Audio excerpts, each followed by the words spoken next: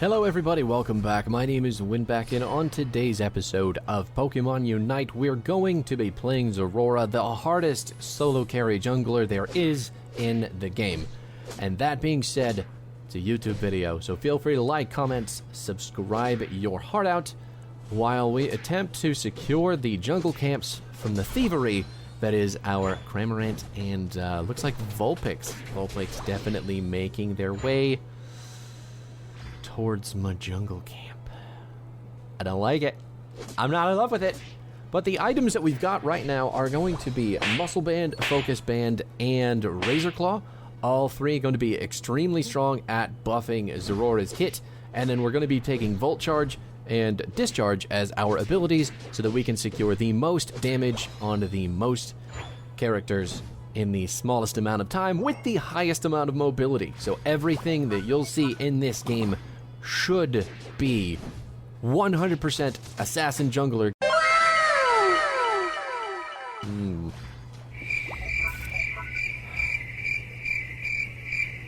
Just have to give the Vulpix a nice friendly ping right at the start of the game to see if maybe we can make sure that it looks like they're dead. They're just dead. That's nothing that I can help you with because you have to know not to be there. Some easy damage on the Gabite early on, so maybe that we can make some space for our Slowbro, who appears to be the only defender in the bottom lane, while Vulpix, who has just freshly respawned, thinks that she's going to take out all of that death and uselessness on my jungle. Well, I say nay. The thief has been thievered, and I secure my jungle camp, my blue buff, dodge the red buff tackle, and then pick this up as well. Now, there's 3 people in the top lane. Obviously, there shouldn't be any contest up there, so if there is still a goalpost up there within the next 30 seconds, I'll be rather disappointed. But at least we're getting to use a lot of our abilities and do a lot of ganking in the bottom lane for our Slowbro, who is just holding down the fort like an absolute champion. There's the the Gibble down, right? Gabite is number 2, yes. Gibble is down. It's called Volt Switch, not Volt Charge. My bad. I was thinking Volt Tackle. Turns out that's a Pikachu thing, I believe. And now we've got to fight ourselves a 2v1 under a tower. You know what, pass on that. We're actually going to run away because now it's a 2v2, and Slowbro does appear to be going in really hard, but at the same time, I'm a little bit worried with my low health, so let's get some of that back, get some easy experience with the Vespa Queen and the Combies, and then wait for that Dreadnought to pop up. Now, the fact that my team has proven themselves absolutely incompetent up to this point with the 3 people top lane, I'm not expecting a whole lot of Dreadnought coverage, so we're just going to go ahead and take the blue camp, try to make sure that we get the red camp from the Ninetales, who is again engaged in their thievering ways, and then watch the Volt Switch refuse to send me backwards to take the camp. Bruh.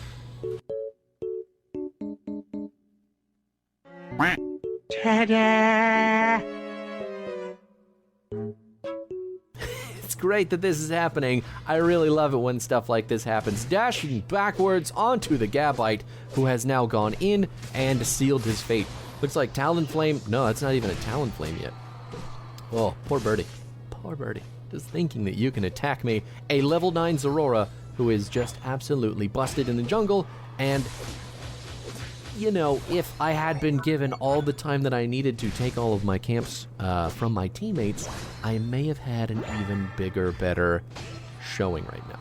Now, as it stands, we haven't died yet. We're just doing obscene amounts of damage, clearing up. Okay, hitting a wall, apparently. Hitting a wall with our dash.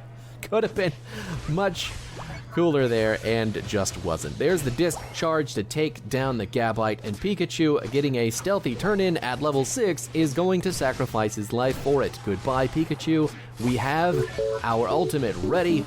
We've got all of our abilities ready, and this should be a free Dreadnought because that top turret did go down. Thank God. Dash on backwards. Turns out Zeroara is very, very good at taking Dreadnought, who would have guessed as a jungler and a huge damage dealer with shielding, if you can believe that, coming from our Discharge. And with a little added support from our Slowbro, who is just absolutely such a fantastic player. Just really love it. My knee itches. The surf playstyle, the surf and telekinesis from this low bro, I mean, it's such a lovely thing. See, that time I pressed the volt switch too fast and he blinked back immediately, which is not what was happening when I was trying to secure the camp from my Ninetales. So, I don't know, game's a little bit finicky. Sometimes your abilities just don't work, and that's how it works on the Switch. Giving a friendly ping to our Alolan Ninetales to maybe stop doing what they're doing and go to the top lane to help. What are you doing in my swamp?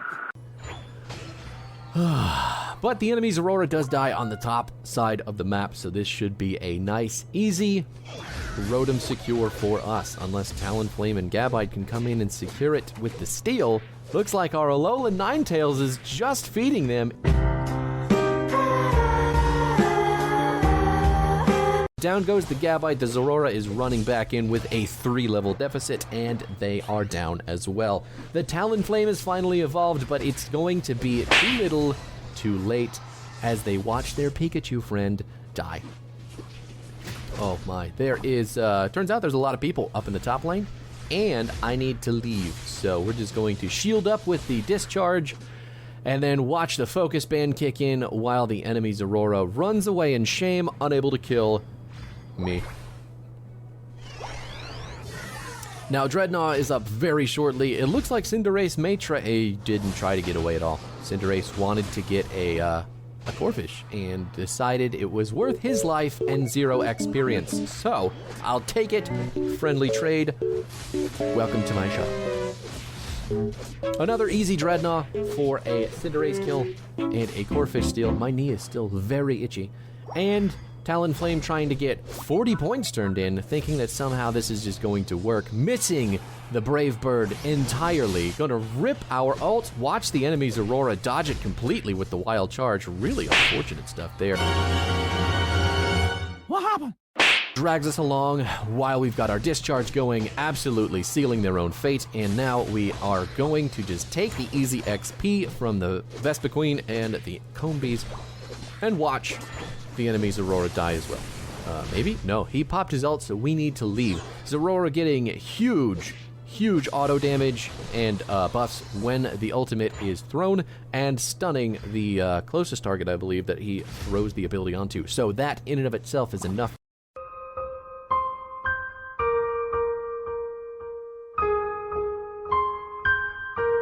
Just feels right. Sometimes the thunder on thunder violence is exactly what we need. Got our Discharge and our Volt Switch out, so there's no way that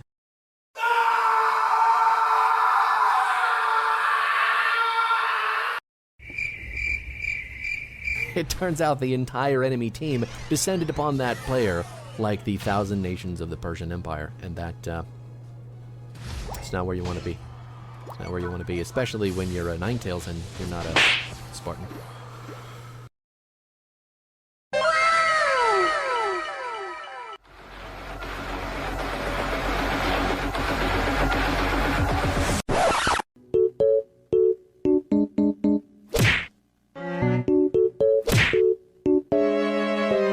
Ta-da! And secure ourselves as Zapdos, because my team is very slowly doing it, and Venusaur is hanging out on the left side of the pit to secure it with the Solar Beam, so good on him for knowing what you need to be doing, but also not so much for not really helping at the same time. You serious? It was at this moment that he knew. He fucked up. It turns out the Thunder players on the other team really took issue with how much Thunder damage I was doing, and they ganged up on me to take that medal away. So I'm going to be dead until the game is over, and that is your reward for playing so obscenely well throughout the early game that the Pokemon devs just hate you for the last 40 or 25 seconds. Now we get to watch these players struggle with each other. It looks like most of our team is dead, but the red team actually has no way to get across the map in time unless Cramorant does... I don't know. Maybe he has an appointment. Maybe he's late for a meeting. Maybe he fell down a hole. I don't know. Talonflame not going to be able to get those 12 points in time, and we have achieved a resounding victory. No idea how, because there were at least 2 players on my team that I felt were absolutely detrimental, but there you have it. The Zeraora carry potential is enormous for solo play, and it turns out when you have a good Venusaur and Slowbro, it's easy to win. So that's it for me, everybody. I'll see you later.